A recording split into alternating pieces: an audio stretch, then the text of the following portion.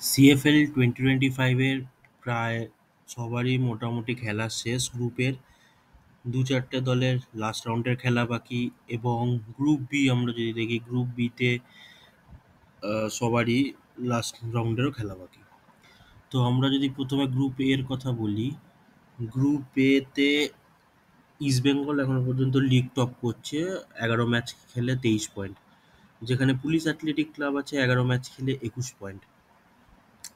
কিন্তু আমরা যদি সুরুচি সংঘের কথা ভাবি, সুরুচি সংঘ কিন্তু ১০ ম্যাচ খেলে ১৯ পয়েন্ট। তাদের কালকে সুরুচি সংঘের একটি ম্যাচ আছে এবং ক্যালকাটা কাস্টমস যদি দেখি তারাও ১০ ম্যাচ খেলে ১৯ পয়েন্ট। তো সুরুচি সংঘ আর ক্যালকাটা কাস্টমসের একটা করে লাস্ট রাউন্ডের ম্যাচ বাকি আছে। তো সুরুচি সংঘ আর ক্যালকাটা কাস্টমস দুজনাই যদি ম্যাচটি জিতে যায়, তাহলে কিন্তু সুরুচি সংঘ ক্যালকাটা কাস্টমস দুজনেই কিন্তু সেকেন্ড আর থার্ড পজিশন পেয়ে রেসপেক্টিভলি চলে যাবে সুপার সিক্সে। যদিও সুরুচি সংঘ আর ক্যালকাটা কাস্টমার পয়েন্ট একই হবে, কিন্তু এখন পর্যন্ত লিগ টেবিলের যে অবস্থা, সুরুচি সংঘের প্রায় ১৩ গোল ডিফারেন্স এবং ক্যালকাটা কাস্টমসের ৭ গোল ডিফারেন্স। তো সেক্ষেত্রে ক্যালকাটা কাস্টমসকে এখনও ৬ গোল 6+ গোলস মারতে হবে তারা যদি সুরুচি সংঘর উপরে সেকেন্ডে থাকতে যায়। কিন্তু অথবা সুরুচি সংঘ বা ক্যালকাটা কাস্টমস যদি ড্র করে, সেক্ষেত্রে কিন্তু পুলিশ অ্যাথলেটিক ক্লাব চলে যাবে এবং সুরুচি সংঘ চলে যেতে পারে।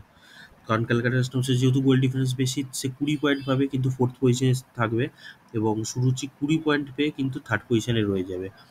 কারণ পুলিশ অ্যাথলেটিককে যদি লিগ টেবিল সুপার সিক্স থেকে বার করতে হয় এবং সুরুচি ক্যালকাটা দুজনকেই যদি যেতে হয়, তাহলে দুজনকেই ম্যাচটা জিততে হবে। কারণ পুলিশ অ্যাথলেটিকের ২১ পয়েন্ট আর এরা ড্র করলে পাবে ২০ পয়েন্ট। পরবর্তী ক্ষেত্রে যদি আসি Mohun Bagan super giant, Mohun Bagan super জায়ান্টের খেলা শেষ, তারা ১০টি ম্যাচ খেলেছে। কারণ আহ, তাদের ১১ নম্বর ম্যাচটি হয়নি, বা বলতে পারি মোহনবাগান মাঠে নামেনি মেজার্সের বিরুদ্ধে, যেটা ডুরান্ড কাপের মধ্যে পড়েছিল, তাই জন্য তারা দল নামায়নি, তাই জন্য তাদের ১০ পয়েন্ট। মামুনিগুর পাটচক্র ১১ ম্যাচে ১৬ পয়েন্ট, তাদের খেলা শেষ এবং তাদের যাওয়ার রাস্তা প্রায় শেষ।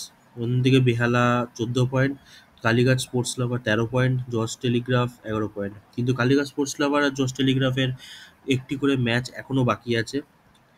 কিন্তু তাদের যদি যেতেও কালীঘাট, তাহলে তাদের হবে ১৭ পয়েন্ট এবং জজ টেলিগ্রাফের হবে ১৪ পয়েন্ট। তো তাদেরও খাতায় কলমে কোনোভাবেই যাওয়ার চান্স নেই, কারণ ১৪ পয়েন্ট হলে তারা খুব সম্ভবত বেহালা সাংস্কৃতিকের উপরে যেতে পারবে। তার উপরে আহ, পাঠচক্রকেও তারা যেতে পারবে, কিন্তু গোল ডিফারেন্সকে তাদের মামনি পাঠচক্রের থেকে বেশি রাখতে হবে, কারণ তারা পাবে ১৬ পয়েন্ট এবং মোহনবাগানকে কিন্তু তারা ফিফথ পজিশনের উপরে যেতে পারবে না। জস টেলিগ্রাফেরও ১৪ পয়েন্ট, তারা বেহালাকে শুধু কাটাতে পারবে, কিন্তু বেহালার থেকে টপে যেতে পারবে, কিন্তু তার উপরে তারা যেতে পারবে না। এদিকে কালীঘাট মিলন সংঘর ১১ ম্যাচে ৯ পয়েন্ট, মেজরাস ক্লাব ১০ ম্যাচ ৭ পয়েন্ট। মেজরাস ক্লাবের সাথেই যে মনমানে খেলাটা হয়নি, তাই জন্য তারা ১০টা ম্যাচ খেলেছে। Railway FC ৬ point, army red যেটা গ্রুপের শেষ দল আছে আর্মি রেড, তারা কিন্তু একটাও ম্যাচ খেলেনি, যার জন্য গ্রুপের প্রত্যেকজনের খেলায় ১১টা করে হয়েছে। যদি আর্মি রেড ম্যাচটি হতো তাহলে সবার ১২টা করে খেলা হতো, কিন্তু আর্মি রেড যদি খেলেনি সেই জন্য ১১ খেলা। তো এখন যদি আমরা দেখি গ্রুপের সুপার সিক্সের, ইস্টবেঙ্গল এফসি তো কোয়ালিফাই করেছে এবং তারাই টপে থাকবে, কারণ এদিকে যদি সুরুচিও যেতে তাহলে ২২ পয়েন্ট হবে, ১ পয়েন্ট ডিফারেন্সেই কিন্তু তারা ইস্টবেঙ্গল টপেই কোয়ালিফাই করেছে। এখন সেকেন্ড আর থার্ড পজিশনের জন্য পুলিশ অ্যাথলেটিক ক্লাব, সূর্যি সংঘ এবং ক্যালকাটা কাস্টমস। তো কালকে সূর্যি সংঘর খেলা জস টেলিগ্রাফের বিরুদ্ধে ৩টে থেকে বিভূতিভূষণ বন্দ্যোপাধ্যায় স্টেডিয়াম ব্যারাকপুরে, এবং ক্যালকাটা কাস্টমসের খেলা কালীঘাট স্পোর্টস লাভার অ্যাসোসিয়েশনের সাথে, যেটা হবে কল্যাণী স্টেডিয়াম বি ৩টে থেকে। তো কালকে এই দুটি ম্যাচের দিকে আমাদের নজর রাখতে হবে, তাহলে আমরা বুঝতে পারবো যে ইস্টবেঙ্গলের সাথে আর কোন দুটো টিম কোয়ালিফাই করছে। কিন্তু এই দুটো টিমের মধ্যে যদি সূর্যি সংঘ হেরে যায় এবং ক্যালকাটা কাস্টম ক্লাব জিতে যায়, তাহলে কিন্তু ক্যালকাটা কাস্টম ক্লাব সেকেন্ডে উঠে পুলিশের সাথে সেকেন্ড আর থার্ড পজিশন নিয়ে চলে যাবে। তাহলে ইস্টবেঙ্গল, ক্যালকাটা কাস্টমস আর পুলিশ যাবে। আর যদি সূর্যি সংঘ জেতে তাহলে, এবং যদি ক্যালকাটা কাস্টমস হারে, তাহলে ইস্টবেঙ্গল, সুরুচি, পুলিশ। তো এটা হচ্ছে সিএফএল গ্রুপের এখনো পর্যন্ত স্ট্যান্ডিং। কালকে বিকেলবেলায় আমরা কনফার্ম জানতে পারবো ইস্টবেঙ্গল এফসির সাথে আর কোন দুটো দল সুপার সিক্সে কোয়ালিফাই করছে। এদিকে আমরা যদি গ্রুপ বি এর দিকে একটু নজর রাখি, গ্রুপ বি তে কিন্তু ইউনাইটেড স্পোর্টস ক্লাব এখনো পর্যন্ত টপে আছেন 11 ম্যাচে 26 পয়েন্ট নিয়ে। তারপরে ইউনাইটেড কলকাতা আছে 11 ম্যাচে 23 পয়েন্ট, ভবানীপুর এফসি আছে 11 ম্যাচে 21 পয়েন্ট, পিয়ারলেস আছে 12 ম্যাচে 21 পয়েন্ট।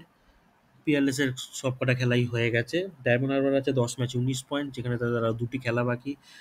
আসোস আছে 10 ম্যাচে 16 পয়েন্ট, খিদিরপুর আছে 10 ম্যাচে 16 পয়েন্ট, শ্রীভূমি 10 ম্যাচে 14, ওয়ারি অ্যাথলেটিক আছে 11 ম্যাচে 13, মোহামেডান 11 ম্যাচে 10, আরিয়ান কিন্তু 11 ম্যাচে 9, ক্যালকাটা পুলিশ ক্লাব 11 ম্যাচে 4। তার মানে শ্রীভূমি, খিদিরপুর, আসোস আর ডায়মন্ড হারবার বাদে সবারই প্রায় শেষ লাস্ট রাউন্ডের খেলা বাকি। এদের শুধু দুটো করে ম্যাচ বাকি। এখানে আমরা যদি দেখি পয়েন্টস টেবিলের দিকে একবার, ইউনাইটেড স্পোর্টস ক্লাব 11 ম্যাচে 26 এবং ইউনাইটেড কলকাতা 11 ম্যাচে 23। লাস্ট ম্যাচ যদি ইউনাইটেড কলকাতা জিতে যায়, মানে এখানে অনেকজনেরই যাওয়ার চান্স আছে আমরা বলতে পারি। ডায়মন্ড হারবার 10 ম্যাচ, তার দুটো ম্যাচ মানে 6 পয়েন্ট, 19 থেকে 6 পয়েন্ট মানে 25। তার সেদিক ক্ষেত্রে দেখতে হবে ইউনাইটেড কলকাতা, ভবানীপুর যাতে, ইউনাইটেড কলকাতা মেনলি যাতে শেষ ম্যাচটা হেরে যায়, এবং অ্যাসোস যেতে পারে যদি 6 পয়েন্ট, আরও 22 পয়েন্ট, 22 পয়েন্ট পেলে তারা কিন্তু থার্ডে যাবে। সেক্ষেত্রে পয়েন্ট লুজ করতে হবে ভবানীপুর এফসিকে। এবং খিদিরপুরেরও সেম, যদি থার্ডে যেতে চায় তাহলে ভবানীপুর এফসিকে পয়েন্ট লুজ করতে হবে। এবং শ্রীভূমির চান্স নেই, কারণ তারা যদি 6 পয়েন্ট পান 20 পয়েন্ট হবে, 20 পয়েন্ট তারা ম্যাক্সিমাম ফিফথ পজিশনে যেতে পারবে যদি ডায়মন্ড হারবার এফসি দুটো ম্যাচেই পয়েন্ট লুজ করে। এবং পয়েন্ট লুজ মানে তাদের 6 পয়েন্টই লুজ করতে হবে, ড্র করলেও হবে না। তো এক্ষেত্রে আমরা দেখে রাখতে পারি মোটামুটি United Sports Club, United Kolkata, Bhawanipore, Peerless, Diamond Harbour. পিয়ারলেসে যাওয়ার সংখ্যা অতটা নেই, কারণ ভবানীপুর যদি হেরেও যায় তাহলে 12 ম্যাচে 21 পয়েন্ট, কিন্তু তাদের নিচের দল একটা উঠে যাবে। এবং নাহলে ভবানীপুর এফসিও যদি যায়, গোল ডিফারেন্সে তারা 6 গোল ডিফারেন্সে এগিয়ে আছে, তো সেক্ষেত্রে পিয়ারলেস এর সুযোগ নেই। Diamond Harbour FC, Asus, Khidirpur, তো ছজনের মধ্যে এখন ফার্স্ট সেভেনের মধ্যে পিয়ারলেসকে বাদ দিলে ছজনের মধ্যে লড়াই হচ্ছে সুপার সিক্সে কোন তিনটি দল যাবে, যেখানে তারা গ্রুপের তিনটে দলের সাথে আহ, দেখা হবে।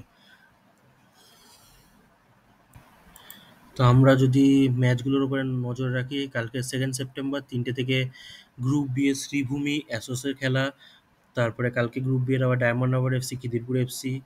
তারপরে যদি দেখি 3টে থেকে আছে সুরুচি সংঘ এবং জর্জ টেলিগ্রাফ, ব্যারাকপুরে খেলা। তারপরে যদি আবার গ্রুপের খেলা, ক্যালকাটা কাস্টমস, কালীঘাট স্পোর্টস লাভার অ্যাসোসিয়েশন, কল্যাণী স্টেডিয়ামে। এবং 3 সেপ্টেম্বর হচ্ছে মোহামেডান ইউনাইটেড কলকাতা, কল্যাণী স্টেডিয়ামে খেলা। তারপরে আছে গ্রুপ বি এ 3 সেপ্টেম্বর 3টে থেকে Bhawanipur FC, United Sports Club, যেটা খেলা হবে নৈহাটিতে। তারপরে আরিয়ান ক্লাব এবং পুলিশ ক্লাব ব্যারাকপুরে। তারপরে 4 সেপ্টেম্বর 3টে থেকে আছে ওয়ারি অ্যাথলেটিক এবং অ্যাসোস। তারপরে আছে 5 সেপ্টেম্বর, 4 সেপ্টেম্বর একটাই খেলা। 5 সেপ্টেম্বর আছে খিদিরপুর এবং শ্রীভূমি ব্যারাকপুরে। এবং লাস্ট খেলা ডায়মন্ড হারবার এবং সাদার্ন সমিতি। তো এই হচ্ছে ফিক্সচার্স সিএফএল এর বাকি লাস্ট রাউন্ডের ম্যাচের। তারপরেই 5 সেপ্টেম্বরে গ্রুপ লিগের ম্যাচ শেষ হয়ে যাবে। তারপরে আমরা সুপার সিক্সের জন্য 6টা দল পেয়ে যাব, যাদের মধ্যে সুপার সিক্সের খেলা হবে। আজকে একটা পেপার কাটিং পেয়েছি, যেখানে বলা হয়েছে কলকাতা লিগের যে প্ল্যান করা হচ্ছে তাতে মহালয়ার আগে লিগ শেষ করে দেওয়ার ইচ্ছা আছে এবং উইনার ডিক্লেয়ার করে দেবে। আমরা জানি 5 সেপ্টেম্বর লাস্ট খেলা, এবং তারা চাইছে 10 সেপ্টেম্বর থেকে সুপার সিক্সের ম্যাচগুলো শুরু করে দিতে।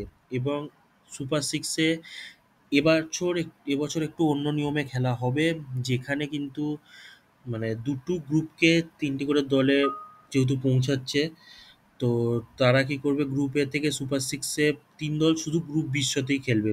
মানে যদি ইস্টবেঙ্গলের সাথে, ইস্টবেঙ্গল যেমন শুধু গ্রুপ বি 3টে দল যারা জিতবে তাদের সাথেই ম্যাচ হবে, তারা গ্রুপের কোনো টিমের সাথে ম্যাচ হবে না।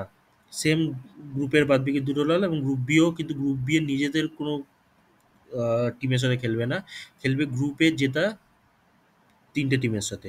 তো এরকম করে দেখা যাচ্ছে 9টি ম্যাচ আয়োজন হচ্ছে টোটাল। তো তারা চেষ্টা করছে 3 সেপ্টেম্বর থেকে শুরু করে আহ, প্রথম আহ, পুজোর আগেই, মহালয়ার আগেই শেষ করে দিতে। এবং আরেকটি খবর যেটা এই প্রতিবেদন থেকে জানা যাচ্ছে, ইস্টবেঙ্গল চাইলে সুপার সিক্স তাদের নিজেদের ঘরের মাঠে খেলতে পারে, ইস্টবেঙ্গল মাঠে। কারণ যে মাঠ প্রায় তৈরি হয়ে গেছে, এবং যে খবর পাওয়া যাচ্ছে হয়তো 10 সেপ্টেম্বরের আগে তাদের মাঠের বাকি যা কাজ আছে সেগুলো শেষ হয়ে যাবে। তাই ইস্টবেঙ্গল চাইলে কিন্তু তাদের সুপার সিক্সের ম্যাচগুলো তাদের ইস্টবেঙ্গল মাঠেই খেলতে পারে, দর্শক ভরা মাঠের সামনে।